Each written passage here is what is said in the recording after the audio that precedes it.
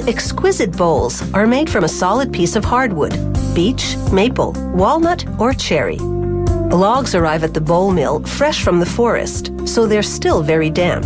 That's an advantage, because the moisture lubricates the cutting tools. The first step is to divide it into blocks. The chainsaw operator measures and inspects the log. The diameter and defects, such as knots or scarring, dictate the length of each block. He inspects the ends of the block, marking any cracks or other flaws with a red crayon.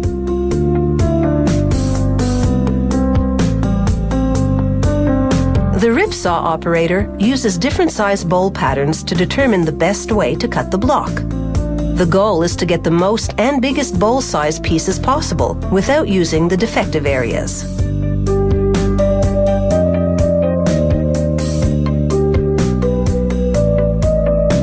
Each bowl-sized piece is called a bowl blank.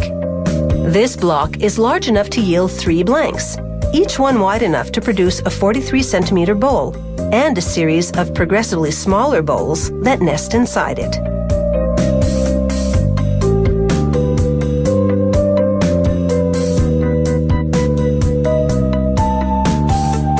They mount the blank on a specially designed woodworking lathe. From this point on, everything depends on the skilled hands of the lathe operator. As the block spins, he carves out the bowls using a series of specialized knives that this mill designed and forged. First, he uses this curved knife to shear off the outer portion. It takes great expertise to know exactly how to angle the tool and when to pull it out to release the wood shavings and prevent a jam. After 2 or 3 minutes, what they call the exterior bark shell is off.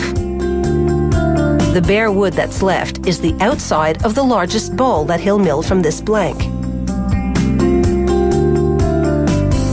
With a finer blade, he sculpts the wood to just the right thickness and smooths the surface.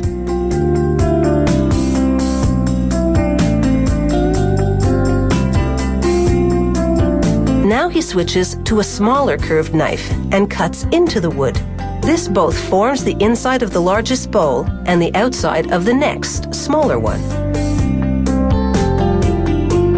He repeats the smoothing and cutting process with progressively smaller knives, making bowl after bowl at a rate of about 1 a minute. This one bowl blank produces 4 nested bowls, the smallest measuring about 23 centimeters in diameter. The bowls are steamed for about 4 hours to draw out the sap and penetrate the pores of the wood, hydrating each bowl uniformly. That way the wood doesn't crack and split while air drying.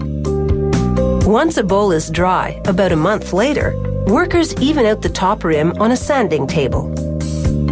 Then, using a belt sander, they smooth the outside and inside surfaces.